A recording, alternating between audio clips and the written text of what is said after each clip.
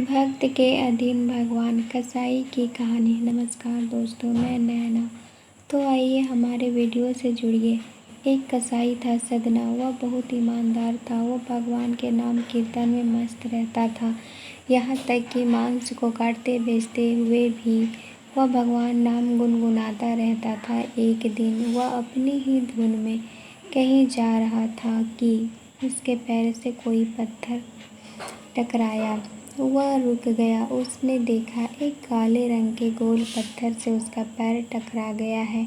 उसने वह पत्थर उठा लिया। वह जेब में रख लिया, यह सोचकर कि यह मांस तौलने के काम आएगा। वापस आकर उसने वह पत्थर मांस के वजन को तौलने के काम में लगाया।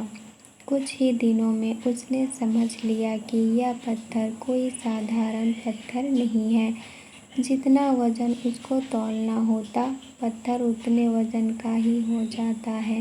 धीरे धीरे यह बात फैलने लगी कि सदना कसाई के पास वजन करने वाला पत्थर है। वह जितना चाहता है पत्थर उतना ही तौल देता है। किसी को 1 किलो मांस देना होता तो तराजू में उस पत्थर को एक तरफ डालने पर दूसरी ओर 1 किलो का मांस ही तुलता। अगर किसी को 2 किलो चाहिए हो तो वह पत्थर 2 किलो के भार जितना भारी हो जाता। इस चमत्कार के कारण उसके यहाँ लोगों की भीड़ जुटने लगी। भीड़ जुटने के साथ ही सदना की दुकान की बिक्री बढ़ गई। बात एक शुद्ध ब्राह्मण तक भी पहुंची। हालांकि वह ऐसी अशुद्ध जगह पर नहीं जाना चाहते थे जहां मांस काटता हो व बिकता हो, किंतु चमत्कारिक पत्थर को देखने की उत्सुकता उसे सदना की दुकान तक खींच लाई।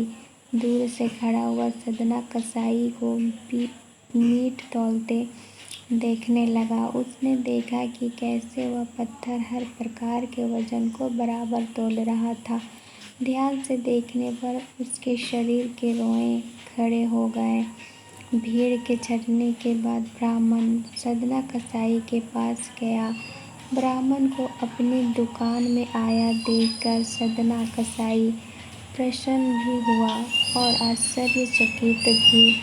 बड़ी नम्रता से सदना ने ब्राह्मण को बैठने के लिए स्थान दिया और पूछा कि वह उसकी क्या सेवा कर सकता है। ब्राह्मण बोला, तुम्हारे इस चमत्कारिक पत्थर को देखने के लिए ही मैं तुम्हारी दुकान पर आया हूँ। या यूँ कहें कि ये चमत्कारिक पत्थर ही मुझे खींचकर तुम्हारी दुकान पर ले आया है। बातों ही बातों में उन्होंने सदना कसाई को बताया कि जिसे पत्थर समझकर वो मांस तौल रहा है, वास्तव में वो शालिग्राम जी हैं, जो कि भगवान का स्वरूप होता है। शालिग्राम जी को इस तरह गले कटे मांस के बीच में रखना व उनसे मांस तौलना बहुत बड़ा पाप है।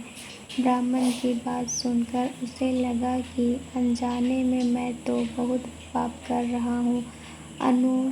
अनुनय विनय करके सदना ने वह शालिग्राम उन ब्राह्मण को दे दिया और कहा कि आप तो ब्राह्मण हैं, अतः आप ही इनकी सेवा परिचर्या करके इन्हें प्रसन्न करें। मेरे योग्य कुछ सेवा हो तो मुझे अवश्य बताएं। ब्राह्मण उस शालिग्राम शिला को बहुत सम्मान से घर ले आए। घर आकर उन्होंने श्री शालिग्राम को स्नान करवाया, पंचामृत से अभिषेक किया व पूजा अर्चना आरंभ कर दी। कुछ दिन ही बीते थे कि उन ब्राह्मण के स्वप्न में श्री शालिग्राम जी आए व कहा, हे ब्राह्मण, मैं तुम्हारी सेवाओं से प्रसन्न हूँ, किंतु तुम मुझे उसी कसाई के पास छोड़ जाओ।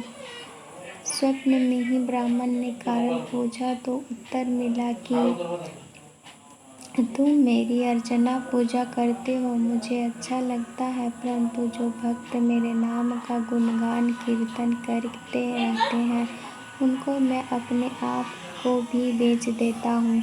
सदना तुम्हारी तरह मेरा अर्चन नहीं करता है, परंतु वह हर समय मेरा नाम गुनगुनाता रहता है, जो कि मुझे अच्छा लगता है।